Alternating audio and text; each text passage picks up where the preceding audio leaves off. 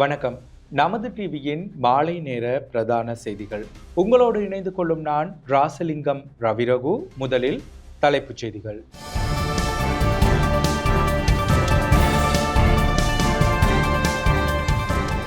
போலீசாரின் வலையில் சிக்காத தேசப்பந்து தென்னக்கோன் நீதிமன்றத்தில் சரண்.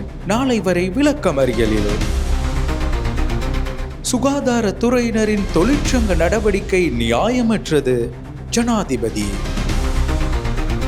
பாதுகாப்பு குறைக்கப்பட்டமை தொடர்பான மஹிந்த ராஜபக்சவின் அடிப்படை உரிமை மனு தள்ளுபடி. நகரங்களை அழகாக்கும் கிளீன் ஸ்ரீலங்கா கொழும்பில் முதற்கட்ட நடவடிக்கை. பூமிக்கு திரும்பிய விண்வெளி நாயகி சுனிதா வில்லியம்ஸ். தொடர்வது உள்நாட்டுச் செய்திகள்.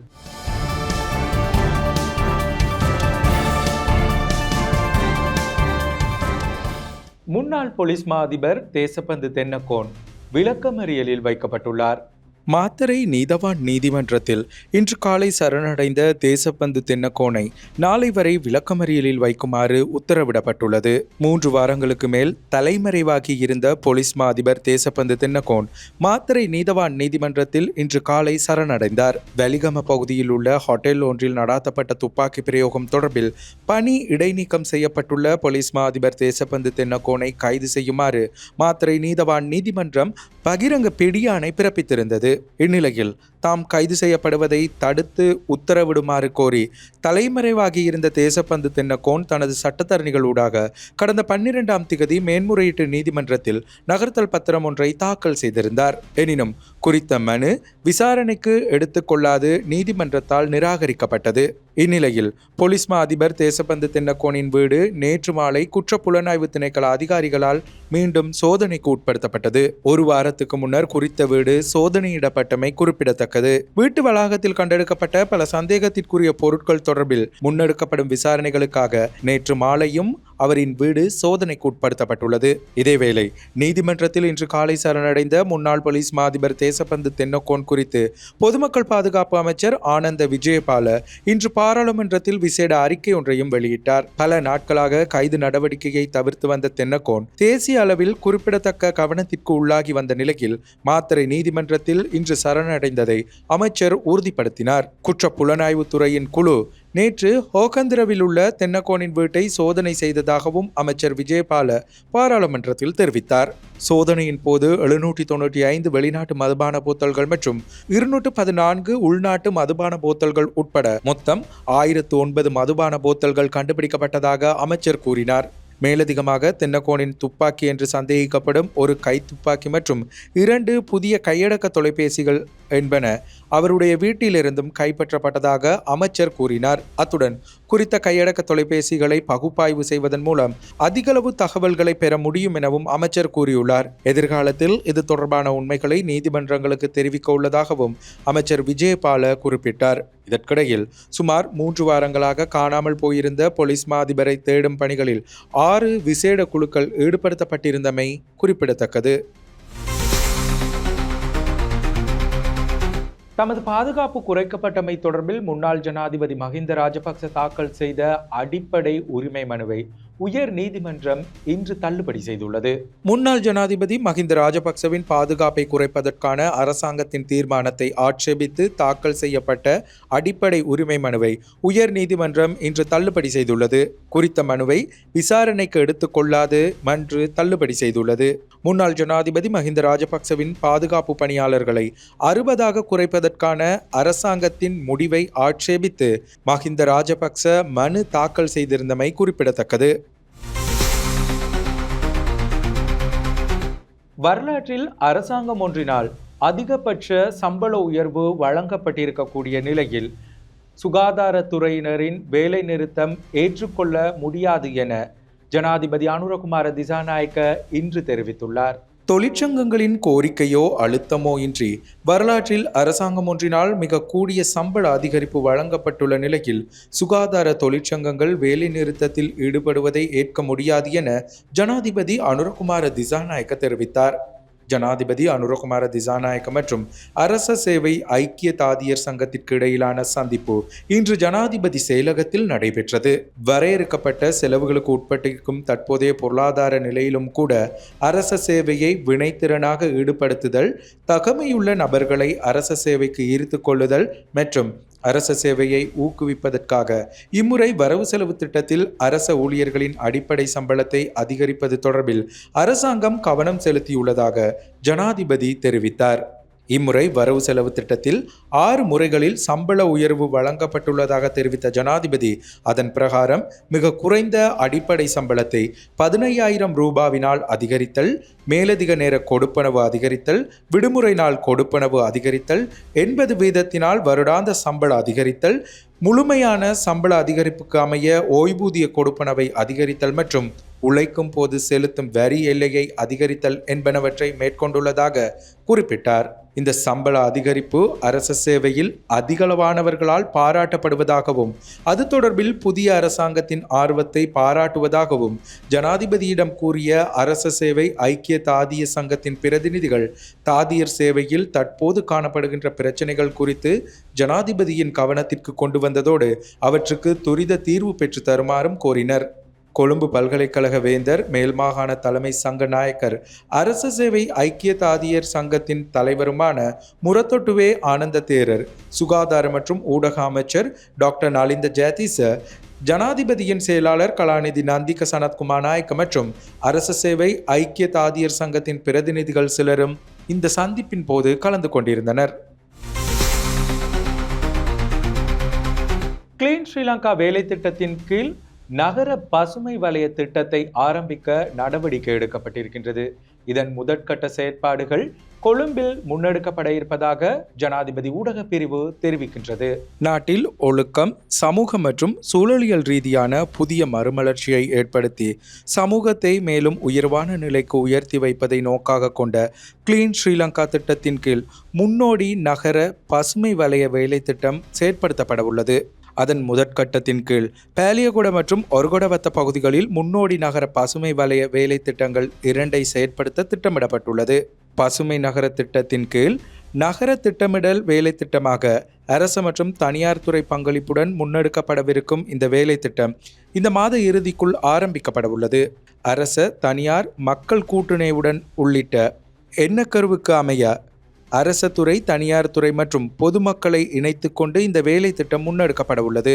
நகர அளவில் மக்கள் தொகை அதிகரிப்பதால் ஏற்படும் வாயு மாசு, சூழல் மாசு, நீர் மாசு உள்ளிட்ட பல சுற்றாடல் பிரச்சனைகளுக்கு முகம் கொடுக்க வேண்டியுள்ளதுடன் அதன்படியே நிலைபெறான பசுமை நகரங்கள் தொடர்பில் உலகத்தின் கவனம் திரும்பியுள்ளது.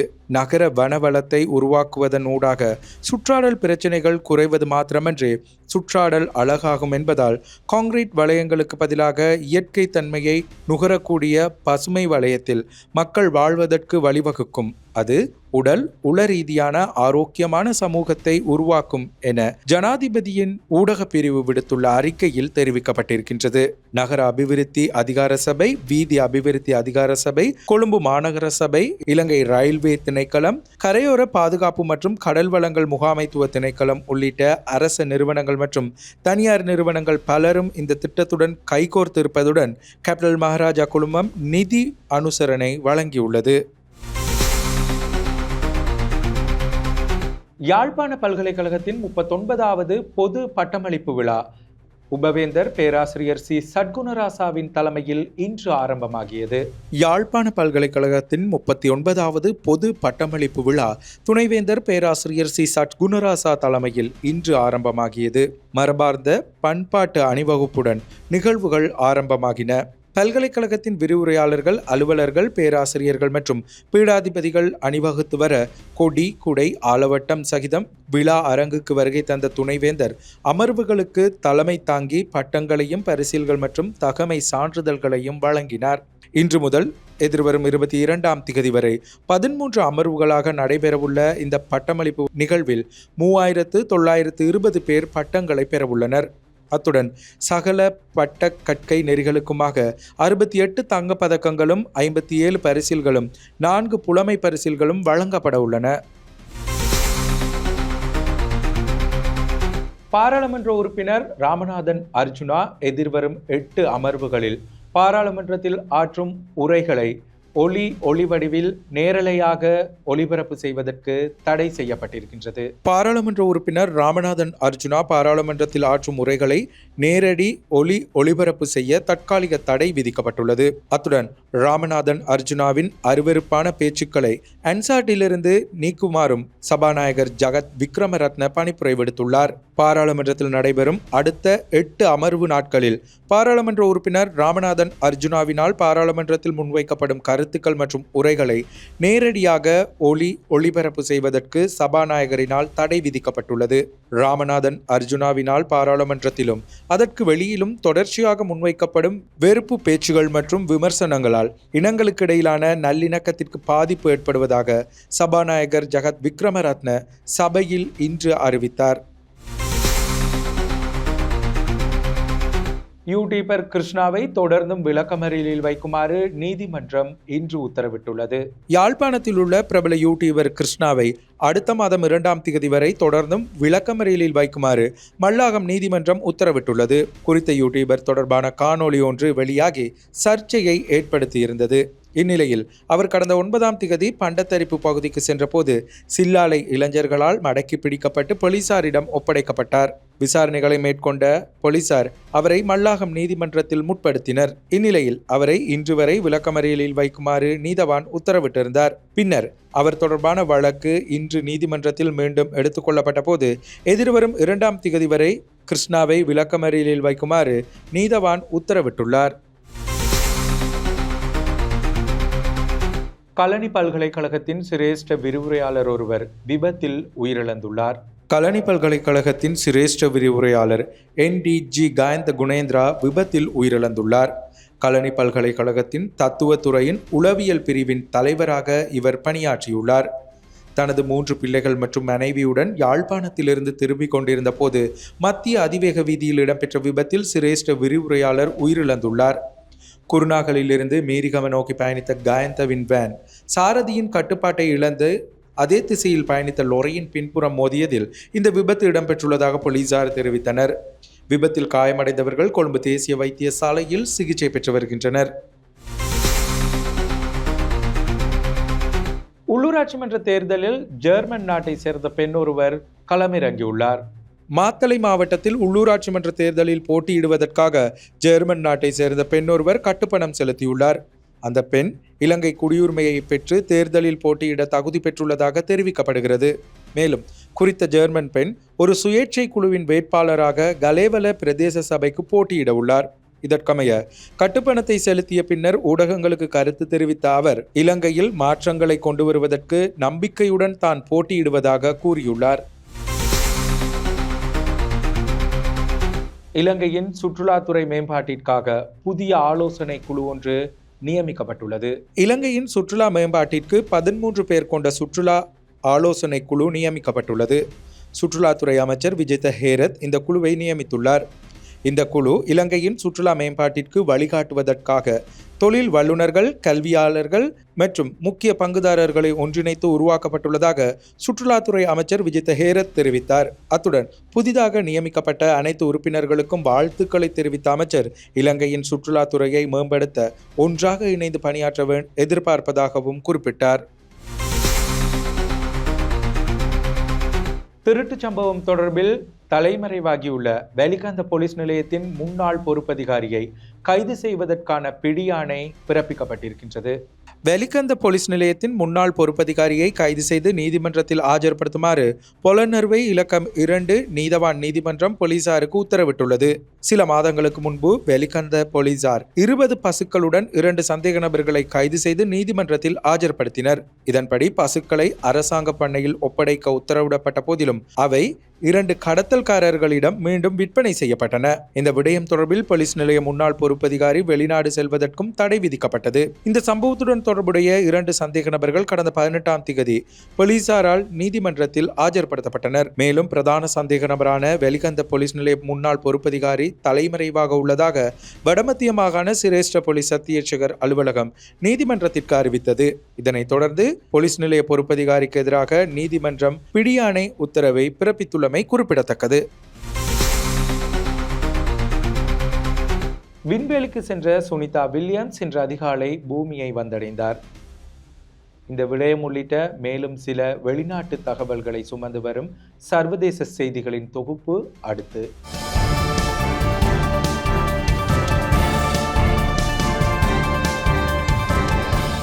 விண்வெளிக்கு சென்ற சுனிதா வில்லியம்ஸ் இன்றைய தினம் பூமிக்கு திரும்பியுள்ளார். அவர் பயணித்த ஸ்பேஸ் எக்ஸ் டிராகன் விண்கலமானது புளோரிடா மாநிலத்தின் அருகிலுள்ள கடலில் இன்று இறங்கியது. ஸ்டார்லைனர் விண்கலத்தை சோதனை ஓட்டம் செய்ய 3வது முறையாக கடந்த ஜூன் மாதம் விண்வெளிக்கு சென்றிருந்த சுனிதா வில்லியம்ஸ் 286 நாட்களை விண்வெளியில் கழித்துள்ள நிலையில் தற்போது பூமியை வந்தடைந்துள்ளார். விண்வெளியில் 150க்கும் மேற்பட்ட அறிவியல் தொழில்நுட்ப பரிசோதனைகளில் சுமார் 900 மணி நேர ஆராய்ச்சிகளை இவர் மேற்கொண்டுள்ளார். பூமியை அடைந்த சுனிதா வில்லியம்ஸ் மற்றும் புட்ச் வில்மோர் விரைவில் டெக்சாஸ் மாகாணத்தில் உள்ள விண்வெளி மையத்திற்கு அழைத்து செல்லப்பட்டு மருத்துவ நிபுணர்களால் பரிசோதிக்கப்படுவார்கள் எனவும் தெரிவிக்கப்பட்டுள்ளது. காசா மீது அண்மையில் தாக்குதல்கள் பாரதூரமாக முடக்கிவிடப்பட்டுள்ள நிலையில் எதிர்கால போர் நிறுத்த பேச்சுவார்த்தைகள் துப்பாக்கிச் சூட்டின் கீழ் மாத்திரமே நடைபெறும் என இஸ்ரேலிய தலைவர் தெரிவித்துள்ளார். மேலும் காசாவில் ஒரே இரவில் நூற்றுக்கணக்கான பாலஸ்தீனியர்களை கொன்ற விமான தாக்குதல்களின் அலை ஆரம்பம் மட்டுமே என பெஞ்சமின் நெதன்யாகு எச்சரித்துள்ளார்.